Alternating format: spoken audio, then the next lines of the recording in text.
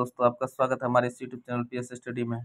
दोस्तों आज का वीडियो खास तौर से स्थानांतरण से जो जूझ रहे हैं शिक्षक हैं, चाहे वो नियोजित शिक्षक साक्षरता परीक्षा पास किए हो, चाहे वो बीपीएससी शिक्षक हैं, तो वो सभी शिक्षक जो स्थानांतरण की बाट जोड़ रहे हैं उसके लिए आज का वीडियो स्पेशली है। तो आइए देखते हैं क्या लिखा है। पहले चरण में सक्षमता परीक्षा पास किए गए शिक्षकों की विद्यालय में होगी पदस्थापन। तो जैसा कि आप लोग जानते हैं, सबसे पहले सक्षमता परीक्षा जो पास किए हैं नियोजित शिक्षक, उसका दिनांक 1 अगस्त से जो काउंसलिंग होने जा रही है।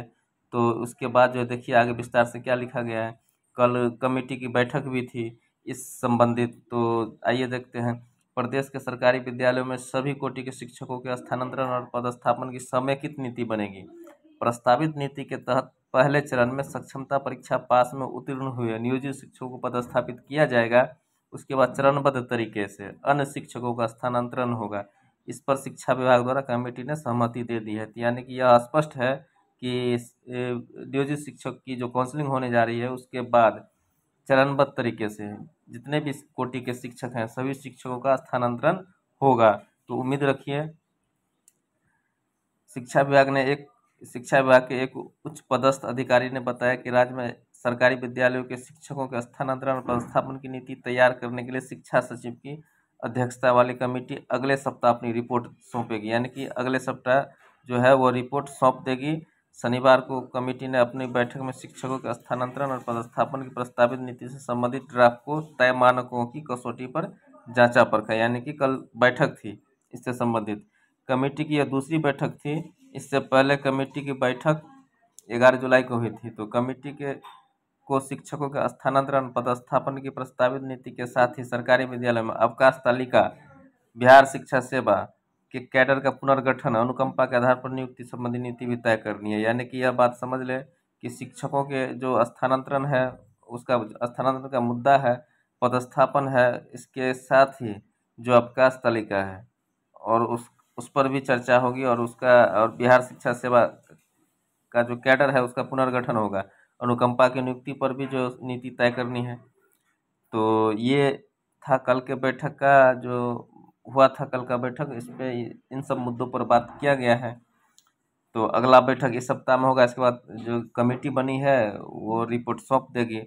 तो देखते हैं इसके बाद क्या है। राज्य मुख्यालय से होंगे शिक्षकों के अंतर जिला का स्थानांतरण। यानी कि जो शिक्षक अंतर जिला जाना चाहते हैं तो उसका यह समझ ले कि राज्य स्तर से उनका स्थानांतरण होगा। प्रस्तावित नीति में यह प्राविधान किया गया कि शिक्षकों के अंतर जिला स्थानांतरण शिक्षा विभाग के राज्य मुख्यालय से किए जाए।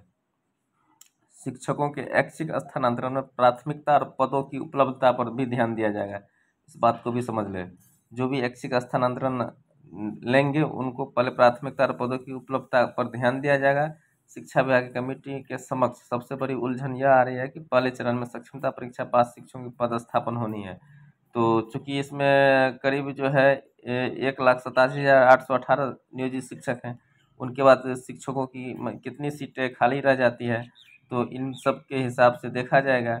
यह तो तय माना जा रहा है कि प्रस्तावित नीति के तहत होने वाले स्थानांतरण और पदस्थापन में दिव्यांग और असाध्य रोगों से पीड़ित शिक्षकों को प्राथमिकता मिलेगी।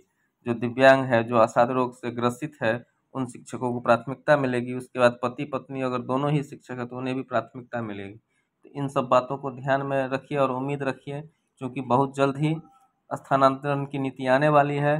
तो बहुत दिनों से जो नियोजित शिक्षक सक्षमता परीक्षा पास किए हैं और दूसरे जिलों में पदस्थापित हैं और बीपीएससी टीचर भी जो दूसरे शिक्षक में पदस्थापित हैं, तो सभी आदमी उम्मीद में रहे।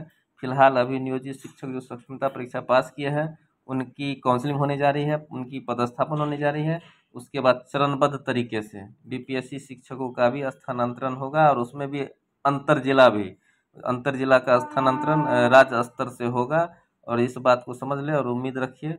मुझे लगता है कि 4 से 5 महीना तक जाते जाते ये सभी स्थानांतरण सब हो जाएगा मेरे हिसाब से। तो चलिए आज का वीडियो समाप्त करते हैं। इसी के साथ ही अगर मेरा वीडियो आपको अच्छा लगे तो लाइक कीजिएगा, हमारे चैनल को सब्सक्राइब कीजिएगा और अपने दोस्तों के बीच शेयर कीजिएगा। तब तक के लिए धन्यवाद।